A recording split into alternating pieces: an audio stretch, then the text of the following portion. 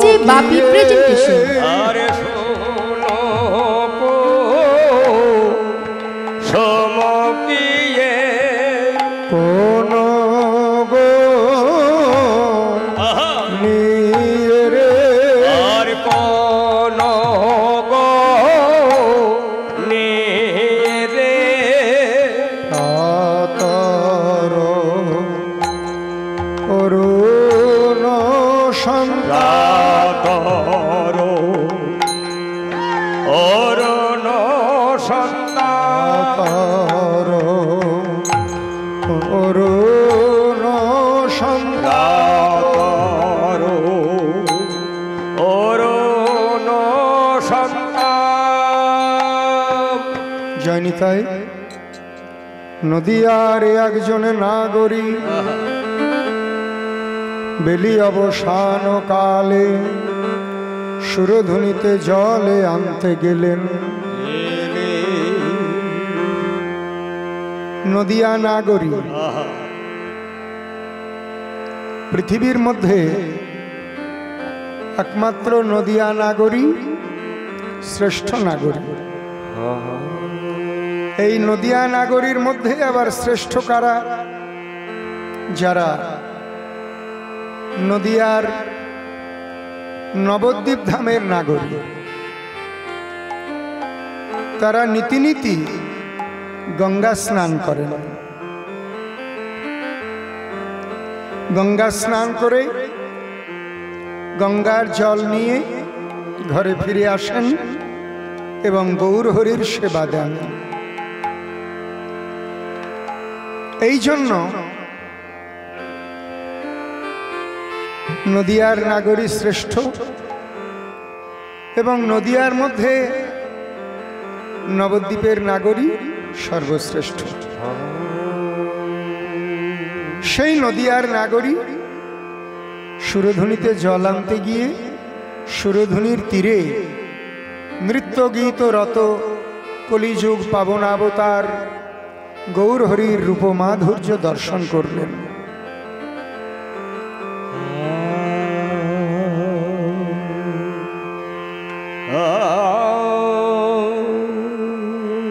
রূপ মাধুর্য দর্শন করে ভাবলেন এ কি দামিনী দাম। আহা, দাম শব্দে মালা, যেমন আমরা ফুলের মালা গাঁথি ওটাকে বলা হয় ফুলদাম। দামিনী মানে বিদ্যুৎ। আকাশে মেঘ হলে বিদ্যুৎ চমকায়, যখন বিদ্যুৎ চমকায় তখন মনে হয় যেন মালার মতো হয়ে গেল। তাই নদিয়ার নাগরী সুরধুনির তীরে ওই নৃত্য গীতরত গৌর সুন্দরের রূপ মাধুর্য দর্শন করে মনে ভাবলেন এ কি দামিনী দাম, এ কি বিদ্যুতের মালা। ভাবতে লাগলেন। ভাবতে ভাবতে ভেবে সাড়া পেলেন। কি সাড়া? না, বিদ্যুতের মালা নয়, দামিনী দাম ও দমন।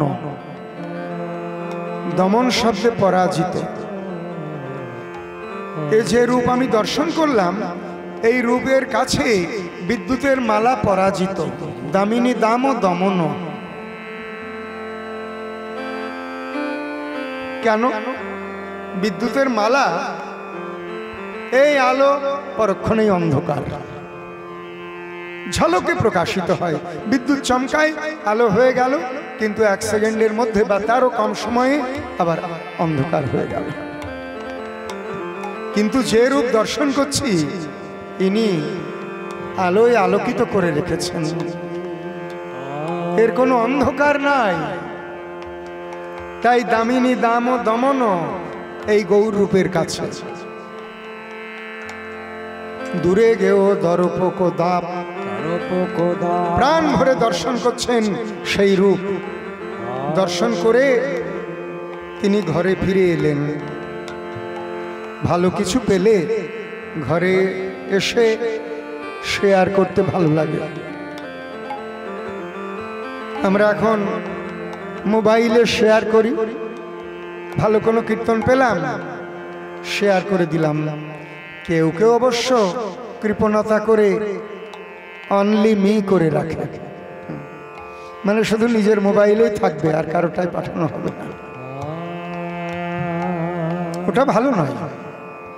সকলের সঙ্গে শেয়ার করে যে আনন্দ, নিজের কাছে রেখে অত আনন্দ হয় না। এটা আমি জানি। কি করে জানি? এই আজ এখানে কীর্তন করছি, যে যতই বলুক আমাদের কিন্তু প্রতিদিন কীর্তন থাকে না। আমরা অনেকে আছি, সবাই নয়, অনেকে আছি বলি আমি প্রতিদিন গান করি, প্রতিদিন। এটা ঠিক কথা নয়। কোনো কোনো দিন আমাদের বাড়িতেও থাকতে হয়। আমার বাড়ির পাশে ভাগবত সপ্তাহ চলছে। আজ ষষ্ঠ দিন, আগামী কল্য শেষ হয়ে যাবে।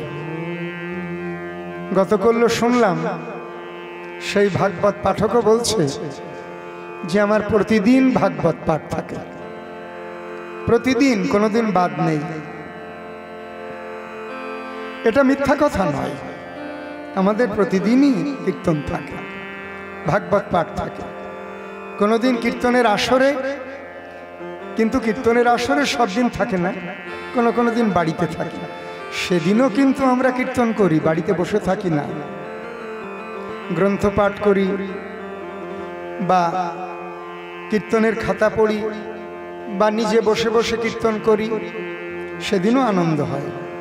কিন্তু পূর্ণ আনন্দ বা পূর্ণ আনন্দ কবে হয়? ভক্ত সমাজে যেদিন আমরা কীর্তন করি। হরিবল হরিবল। এই ভক্ত নিয়ে যে কীর্তন, তাতে হয় মহানন্দ। তাই ভালো জিনিস পেলে শুধু নিজের কাছে রাখলে আনন্দ আছে, কিন্তু শেয়ার করলে যে আনন্দ, সে আনন্দটা নিজে হয় না। তাই ওই নদিয়া নাগরী উনি কি করলেন? যে রূপ আমি দেখলাম, গৌর হরির রূপ, ঘরে গিয়ে অন্য নাগরীকে বলতে হবে।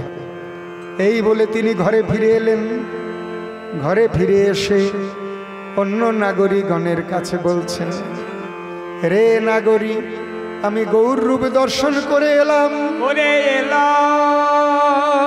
ওই গৌর রূপে দর্শন করে আমার মনে হলো এ কি দামিনী দাম, কিন্তু দেখলাম না, দামিনী দাম ও দমন, বিদ্যুতের মালা পরাজিত।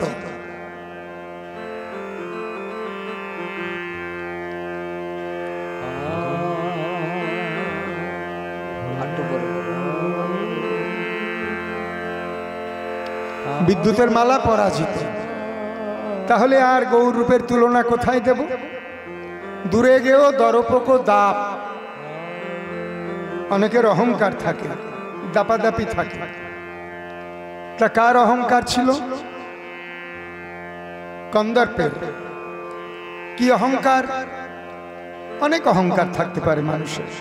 কারো অর্থের অহংকার, কারো শক্তির অহংকার, কারো রূপের অহংকার। তা কন্দর্পের রূপের অহংকার ছিল। আমার মতো রূপের মানুষ এ জগতে আর নাই। সেই অহংকার দূরে গেও দূর হয়ে গেল। দরপোক দাপ, তার একটা দাপাদাপি ছিল। কবে দূর হয়ে গেল? কন্দর্প দেখছে নদিয়ার ভক্তগণ করে হরিনাম সংকীর্তন, কিন্তু তার মাঝে কে যেন নৃত্য করতে করতে চলেছে। কন্দর্প তার সম্মুখে গিয়ে দাঁড়ালো। সম্মুখে গিয়ে দাঁড়িয়ে ওই গৌর সুন্দরকে দর্শন করে তার যে অহংকার চূর্ণ হয়ে গেল। একই রূপের মানুষ দেখলাম, এমন রূপের মানুষ তো আর দেখি নাই। আমার রূপ এই রূপের কাছে কিছুই নয়। তাই কন্দর্পের সেই অহংকার চূর্ণ হয়ে গেল। দূরে গেও দরপোক দাপ। প্রথম নাগরী যে গৌর রূপ দেখেছেন, তিনি অন্য নাগরীর কাছে বলছেন তাহলে আর গৌর রূপের তুলনা বুঝি এ জগতে কোনো বস্তুর সঙ্গে হবে না।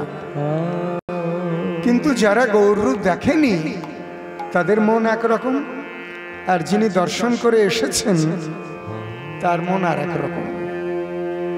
দুরকম তো হবেই। যিনি দর্শন করে এসেছেন তিনি বললেন গৌর রূপের তুলনা এ জগতে নাই, কিন্তু যারা দেখেনি তারা বলছে আছে। সোনার বরণ সোনের ফুল, তার সঙ্গে গৌর রূপের তুলনা দিয়ে দেখো। কিন্তু যিনি দর্শন করেছেন তিনি বললেন সোনার বরণ সোনের ফুলের সঙ্গে হবে না। কেন হবে না? সোনকু সুমকিয়ে সমকিয়ে কোন গো নিয়ে রে, নিয়ে রে, কোন গো নিয়ে রে, নিয়ে রে, প্রাতর অরুণ সন্তাপ,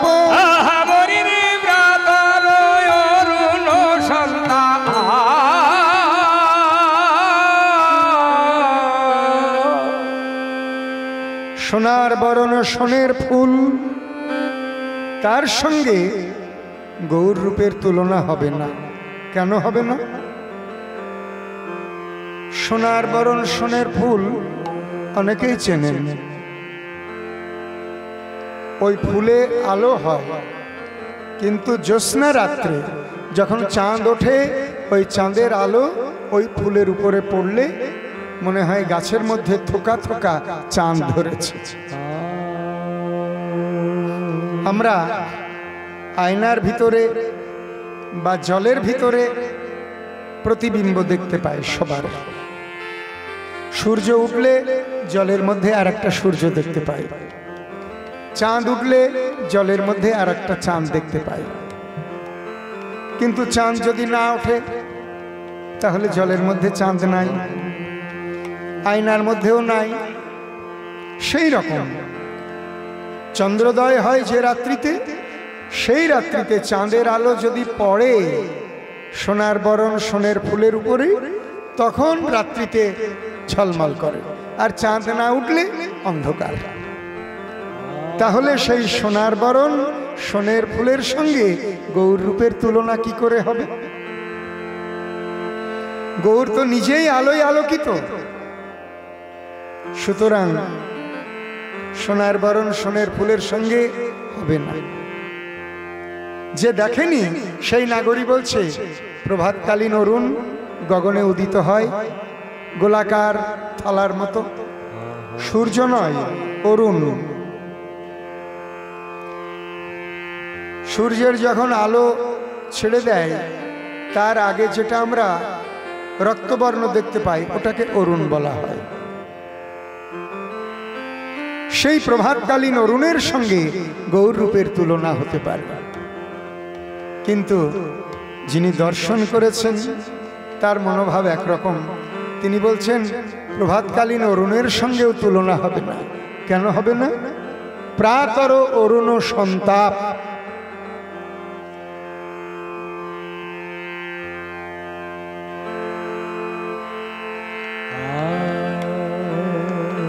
প্রভাতকালীন অরুণের সঙ্গে গৌর রূপের তুলনা হবে না। কেন হবে না? প্রাতর অরুণ সন্তাপ। অরুণ হলেও, প্রভাতকালীন অরুণ হলেও তার তাপ আছে, কিন্তু গৌরারুণে কোনো তাপ নাই, আছে অপূর্ব স্নিগ্ধতা, সুশীলতা। তাই গৌরের তুলনা না দেওয়াই ভালো। তুলনা কে করতে পারে? তুলনা কে করতে পারে? এই যে আমরা কীর্তন করছি, এখানে কীর্তনের অনেকে বিচার করে দেয়, এই গায়কের কীর্তন ভালো হলো, এই গায়কের কীর্তন ভালো হলেও অত ভালো হলো না, ওনার কীর্তন ভালো হয়নি, ওনার কীর্তন ভালো হয়েছে, বিচার করে দিচ্ছে। যে বিচার করে দিচ্ছে সে কি কীর্তন যে গায়কগুলি কীর্তন করলো তার মতো কীর্তন জানে? তিনি কিন্তু কীর্তনের একটা পদও জানে না। বিচার করে দিলেন যে এর কীর্তন ভালো হয়েছে, ওটা ভালো হয়নি। কি করে বিচার করলো? তার কানে ভালো লেগেছে, চোখে দেখতে ভালো লেগেছে, এই নিজের ভালো লাগার উপরে বিচারটা হলো। কিন্তু আমার নিজের ভালো লাগাটা কি ঠিক, এটা বিচার করতে হবে। আমি যদি মদ খাই আর একজন যদি দুধ খায়, একজন মাতাল কি বলবে? কে ভালো লোক? মাতাল বলবে যে মদ খাচ্ছে সে ভালো লোক, বলবে কি না? যে দুধ খাচ্ছে ও ভালো লোক নয়। কিন্তু যিনি নিরপেক্ষ, একজন চিকিৎসক, একজন ডাক্তার, সে বলবে না গো, যে দুধ খাচ্ছে সেই লোকটাই ভালো লোক। কেননা খাদ্যের বিচার, মেডিসিনের বিচার একমাত্র চিকিৎসক বা ডাক্তার, MBBS MD যারা তারা করতে পারে। মেডিসিন নিয়ে যারা পড়াশোনা করেছে, ফুড নিয়ে যারা পড়াশোনা করেছে, তাই কীর্তন নিয়ে যারা পড়াশোনা করেছে তারাই একমাত্র বিচার করতে পারে। তাই যিনি দর্শন করেছেন তিনি বিচার করছেন, যারা শুনছেন তারাও বিচার করছেন। কিন্তু গৌর রূপের তুলনা এই জগতে কি কেউ করতে পারে? গৌর সম্বন্ধে জানতে হবে, গৌর কি বস্তু, গৌর কে, গৌরের কি এক রূপ, তিনি কি একটি মানুষ? রাধা কৃষ্ণ মিলিত তনু আমারই আমার গৌর হরি, গৌর হরি। রাধা এবং কৃষ্ণ মিলিত, একটি মানুষ নয়। দুই দেহ এক হয়ে তিনি গৌর হয়ে এলেন। কেন? শ্রীধাম বৃন্দাবনে রাধা গোবিন্দ মধুর মধুর লীলা আস্বাদন করলেন। এই মধুর মধুর লীলা আস্বাদন করেও গোবিন্দের মনোবাসনা পূর্ণ হলো না। কেন হলো না? চৈতন্য চরিতামৃতে বলেছেন, মঙ্গলাচরণে কবিরাজ কৃষ্ণদাস কবিরাজ গোস্বামী শ্রী রাধায় প্রণয় মহিমা কীদৃশ বানাইবা সাধ্য জেনাদ্ভুত মধুরিমা, মধুরিমা কীদৃশ বা মদীয় সক্ষং চাস্য মদন ভবত কীদৃশং বেতি লোভাৎ তদ্ভাবাঢ্য সমজনী শচী গর্ভ সিন্ধু হরিন্দু। শ্রী রাধায় প্রণয় মহিমা কীদৃশ, রাধারানীর প্রেমের মহিমাটি কেমন? প্রেম কার মধ্যে আছে? প্রেম সকলের মধ্যে আছে, কিন্তু না। চৈতন্য চরিতামৃতে কি বলছেন? প্রেম আছে একমাত্র রাধার মধ্যে। তাহলে আমরা কি ধারণা করব? প্রেম আছে পুরুষের মধ্যে নয়, নারীর মধ্যে।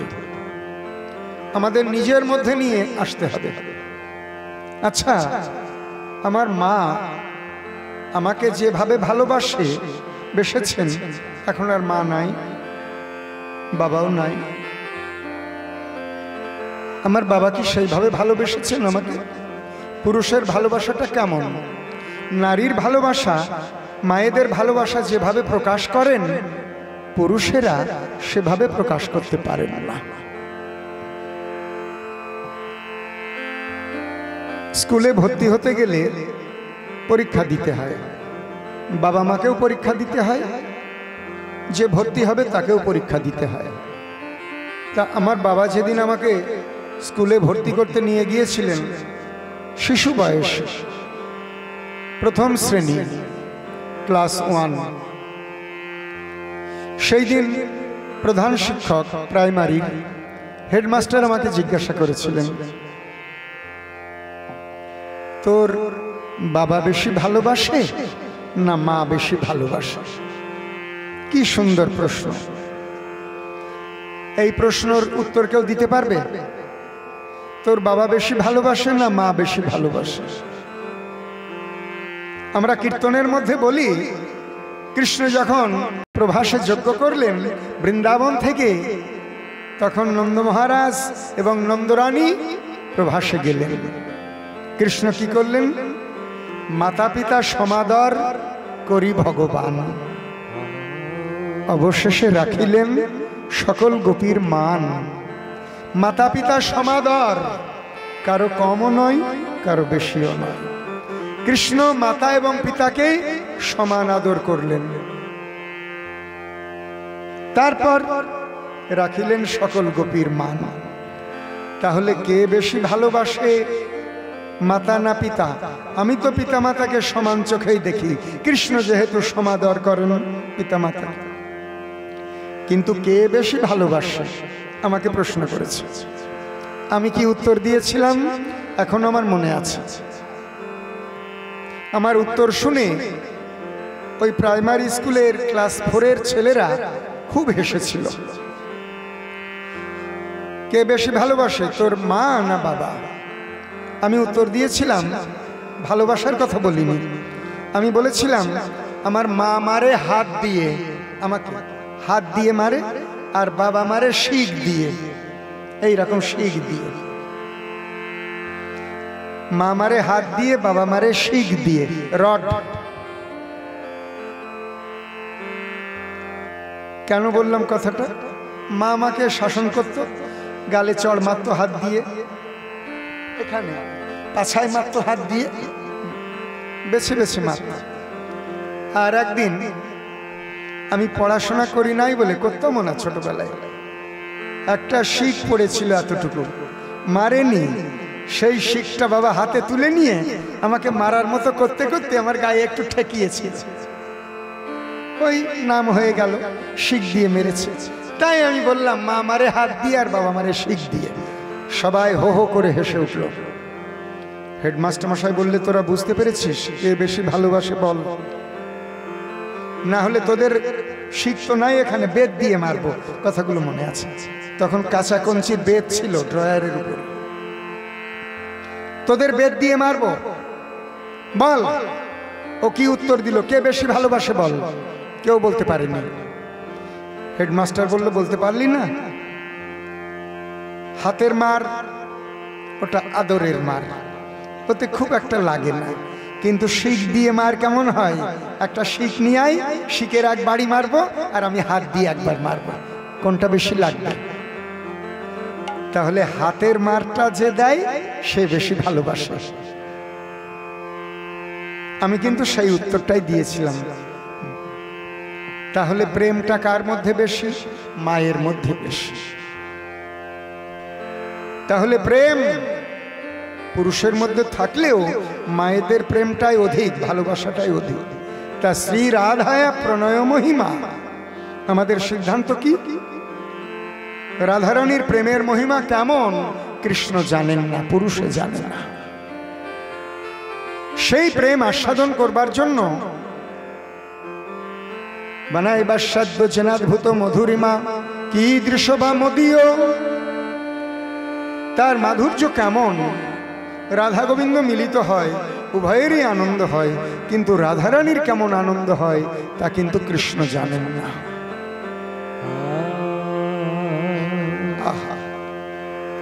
সক্ষং চস্য মদন ভবত কীদৃশং, আমাকে অনুভব করতে হবে ওই রাধারানীর প্রেম কেমন।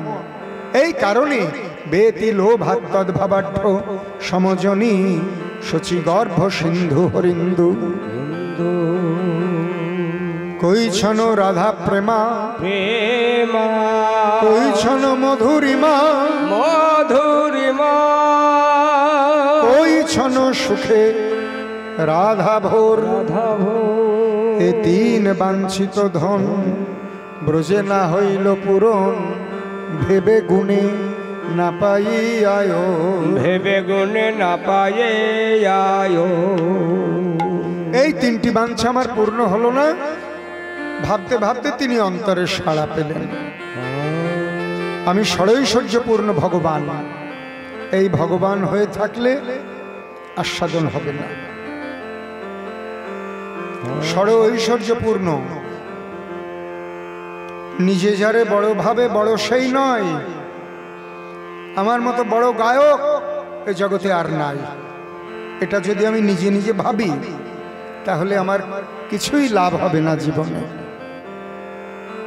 তাই বলেছেন নিজে যারে বড় ভাবে বড় সেই নয়, লোকে যারে বড় বলে বড় সেই হয়।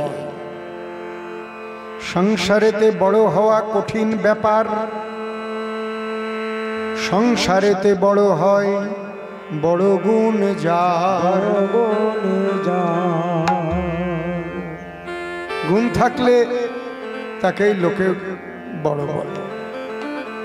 গুণেতে হইলে বড়, বড় বলে সবে, বড় বলে সবে।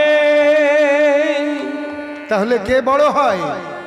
তাই বলেছেন বড় যদি হতে চাও, আহা ছোট হও তবে।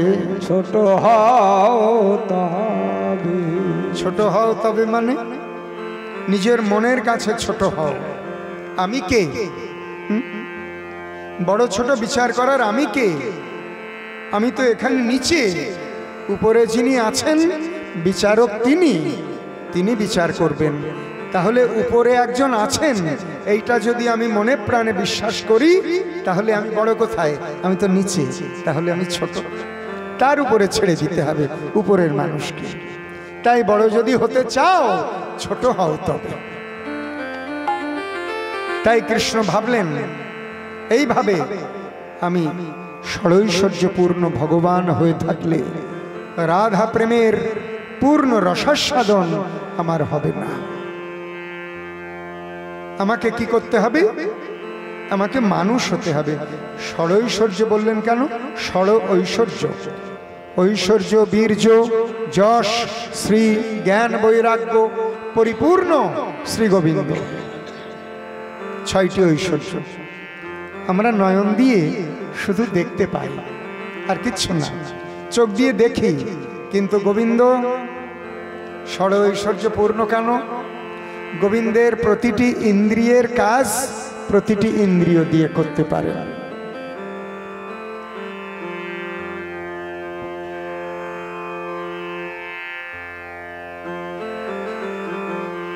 প্রতিটি ইন্দ্রিয় দিয়ে করতে পারেন। গোবিন্দ নয়ন দিয়ে দেখতে পারেন, আর কি পারেন? নয়ন দিয়ে কথা বলতে পারেন, নয়ন দিয়ে খেতে পারেন, নয়ন দিয়ে শুনতে পারেন। আর আমরা নয়ন দিয়ে শুধু দেখি, মুখ দিয়ে শুধু খাই আর কথা বলি। কিন্তু গোবিন্দ মুখ দিয়ে কথা বলতে পারেন, মুখ দিয়ে খেতে পারেন, মুখ দিয়ে দেখতে পারেন, মুখ দিয়ে শুনতে পারেন, মুখ দিয়ে গন্ধ নিতে পারেন। আমরা কান দিয়ে শুধু শুনি, গোবিন্দ কান দিয়ে দেখতে পারেন, খেতে পারেন, বলতে পারেন, শুনতে পারেন। এক কথায় কৃষ্ণ প্রতিটি ইন্দ্রিয়ের কাজ, প্রতিটি ইন্দ্রিয়ের যে কাজগুলো প্রতিটি ইন্দ্রিয় দিয়েই করতে পারেন। শ্রীমদ্ ভগবদ গীতাতে কৃষ্ণ নিজে বলেছেন অর্জুনকে। এই কারণে কৃষ্ণ ষড়ৈশ্বর্যপূর্ণ ভগবান। সেই কৃষ্ণ ভাবলেন আমার পূর্ণ হবে না মনোবাসনা, আমাকে মানুষ হতে হবে। ঐশ্বর্য ছেড়ে দিয়ে আমাকে মানুষ হতে হবে। তাই তিনি কি করলেন? রাধা ভাব কান্তি ধরি, রাধা প্রেম গুরু করি, নদিয়াতে নবদ্বীপে হইল উদয়। হইল উদয়। রাধা ভাব কান্তি ধরি, রাধার ভাব এবং কান্তি নিয়ে তিনি গৌর হয়ে এলেন, দুই দেহ এক হয়ে। গৌর হয়ে এসে তিনি এইবার নদিয়া নগরে ঘরে ঘরে হরি নাম প্রেম দিচ্ছেন। কেন দিলেন? অনেকে বলেন গৌর হরি জীব উদ্ধারের জন্য হরি নাম দিয়েছেন, ঠিক কথা। কিন্তু জীব উদ্ধার কেন করলেন? এই কেনর উত্তর কি হবে? জীব উদ্ধার না করলে ওই যে কৃষ্ণ গৌর হয়ে এলেন, যে অভাবের জন্য, কৃষ্ণের যে অভাব সেটা পূর্ণ হবে না। ওখানে প্রতিজ্ঞা করে এলেন, আমি রাধার ভাবকান্তি নিয়ে গৌর হব, এই গৌর হয়ে দাঁড়ে দাঁড়ে ঘরে ঘরে হরিনাম প্রেম দিয়ে সবাইকে মাতিয়ে দেব, তখন আমার রাধা প্রেমের পূর্ণ রসাস্বাদন হবে। ঘরে ঘরে হরিনাম দিলেন, কিন্তু সবাই নিলেন না। গেয় যোগী ভিক পায় না। নবদ্বীপের কিছু কিছু লোক তারা গৌর হরির হরিনাম নিল না। যারা পড়ুয়া, পাষণ্ড, তার্কিক, নিন্দুক, পাণ্ডিত্যের অহংকারে আছে, তারা গ্রহণ করল না। গৌর হরি দেখলেন একটি প্রাণী বা জীব যদি বাকি থাকে উদ্ধার হতে, রাধা প্রেমের পূর্ণ রসাস্বাদন আমার হবে না। তাই তিনি সন্ন্যাস নিলেন। 14 ভুবনের গুরু চৈতন্য গোসাই। চৈতন্যের গুরু আছে, কোন শাস্ত্রে নাই, শাস্ত্র গ্রন্থে নাই। চৈতন্য চরিতামৃত, চৈতন্য ভাগবত, অমিয় নিমাই চরিত যারা পাঠ করেন তারা পাবেন না। গৌর হরির গুরুকে বললেন দীক্ষা গুরু ঈশ্বরপুরী, শিক্ষা গুরু কেশব ভারতী, বললেন না, কেউ গৌর হরির গুরু নয়। 14 ভুবনের গুরু চৈতন্য গোসাই। চৈতন্যের গুরু আছে, কোন শাস্ত্রে নাই। ঈশ্বরপুরীও গৌর হরিকে দর্শন করে চিনতে পেরেছিলেন ইনি পূর্ণ ব্রহ্ম সনাতন গৌর হরি। আর কেশব ভারতী সন্ন্যাস দেওয়ার আগে উনিও চিনতে পেরেছিলেন পূর্ণ ব্রহ্ম সনাতন গৌর হরি। তাই গৌর হরি যখন কেশব ভারতীর কাছে সন্ন্যাস নিতে গেলেন, কেশব ভারতী তাকে সন্ন্যাসের বেশ পরিয়ে দিয়ে বললেন, আমি মন্ত্র জানি না, মন্ত্র তুমি খুঁজে নাও। অন্তরের উদ্দেশ্যটা কি? অন্তরের উদ্দেশ্য এই যে পূর্ণ ব্রহ্ম সনাতন গৌর হরি, এই গৌর হরির কাছ থেকে আমি সন্ন্যাসের যে মূল মন্ত্র, আসল মন্ত্রটা আমি জেনে নেব। তাই ছলনা করে এই কথা বললেন। অন্তর্যামী গৌর হরি বুঝতে পারলেন যে ভারতী গোসাই আমার কাছ থেকে জেনে নেবে সন্ন্যাসের মূল মন্ত্র। তাই তিনি দন্য ভক্তি নিয়ে বললেন, আমি জানাবো। মনে মনে বললেন, গুরুকে কিভাবে জানাতে হয়? কখনোই বলতে হয় না, গুরুদেব তুমি তো জানো না, আমি জানি, শিখে নাও। এটা কখনোই বলতে হয় না। বলতে হয়, গুরুদেব আপনার হয়তো বিস্মরণ, আপনার কাছ থেকে আমি শিখেছিলাম, আপনার এখন মনে নাই, তাই আপনাকে আবার শুনিয়ে দিচ্ছি। এইভাবে নিবেদন করতে হয়। তাই গৌর হরি বললেন, গুরুদেব নবদ্বীপে যখন ছিলাম, গঙ্গা স্নান করার সময় এক ব্রাহ্মণ গঙ্গা স্নানের পর একটি মন্ত্র উচ্চারণ করেছিলেন। সেই মন্ত্রটা আমি শুনে শুনে শিখে ফেলেছি। তাই সেই মন্ত্রটা আমি তোমাকে জানাচ্ছি। শুনো শুনো গুরুদেবে তোমারে জানাই, এটা যদি সন্ন্যাসের মন্ত্র হয় আমায় দিও, আর যদি না হয় তাহলে তুমি যা জানো তাই দিও। এ মন্ত্র কি অন্য মন্ত্র দানিবে আমায়, বিচার করো তুমি ভারতী গোসাই। ভারতী গোসাই এই কথা বলে নিয়ে গৌর হরি আমার সন্ন্যাসের যে মূল মন্ত্র, ওটা তিনি কেশব ভারতীর শ্রুতিমূলে আগে অর্পণ করলেন।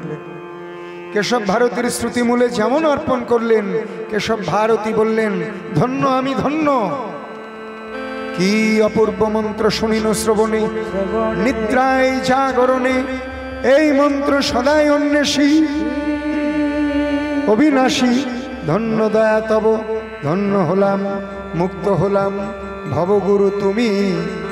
লও মন্ত্র অতি সঙ্গোপনে, দিলে যাহা আমায় তাই দিব তোমার শ্রুতিমূলে।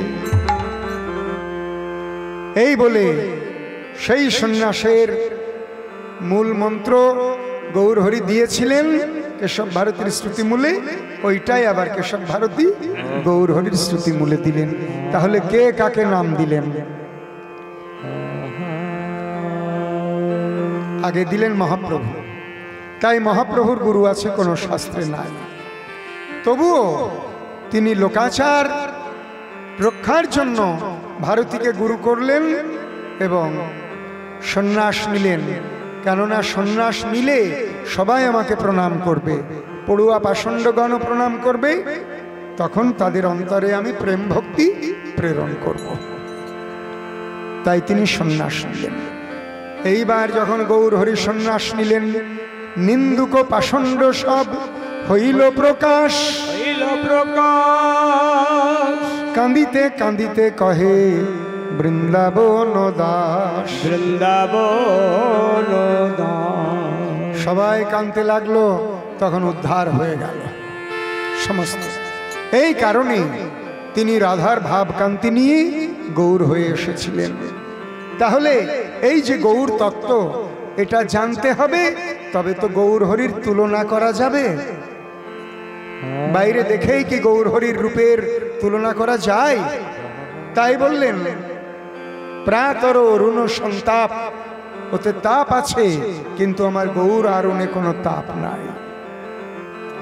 তাই আমি পারলাম না, হেরে গেলাম, তুলনা করতে আর পারলাম না। যখন বলতে গিয়ে হেরে গেলাম, তখন আমরা কি বলি? বলি হারি, বলি হারি গান, বলি হারি রূপ, মানে বলি হারি, বলি হারি, বলতে গিয়ে হেরে গেলাম। তাই যিনি গৌর রূপ দর্শন করেছেন, ওই নাগরিক কি বলছেন? গোরা রূপের যায় বলি হারি, গোরা রূপের যায় বলি হারি। কেন কেন এত বলি হারি দিচ্ছ? কেন দেব না? হেরে গেলাম যে। গোরা রূপের যায় বলি হারি, আগেই হেরে গেলে হয়? চেষ্টা করতে হয়, শেষ পর্যন্ত চেষ্টা করতে হয়, আগেই হেরে গেলে হয় না। আমরা খেলতে নেবে, যদি এক গোল খেয়ে গিয়ে বা 2 গোল বা 5 গোল খেয়ে যদি মনে করি আর জিততে পারবো না, এটা ঠিক নয়। চেষ্টা করে যেতে হবে। খেলা তো যখন তখন রং বদলায়, তাই চেষ্টা করে দেখো না। এখনো অনেক কিছু আছে গৌরের তুলনা দেওয়ার মতো। আকাশে চাঁদ আছে, গগন চাঁদ, পূর্ণিমার চাঁদ, কি সুন্দর জগৎ আলোয় আলোকিত করে। গোরা রূপের যাই বলি হারি, ওই দেখো গগন চাঁদ আছে। এটা কে বলল? যারা কানে শুনছে তারা বলছে, কিন্তু যিনি দর্শন করেছেন তিনি কি বলছেন? চাঁদের সঙ্গে তুলনা হবে না। কেন হবে না? হেরি সুধা হেরি সুধা করো, হেরি সুধা করো, হেরি সুধা করো। মুরছি চরণ তলে,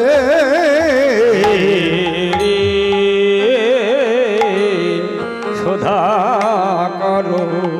মোরছি চরণ তলে, দাস ও নখ রূপ ধরি রাখো, দশ রূপ ধরি।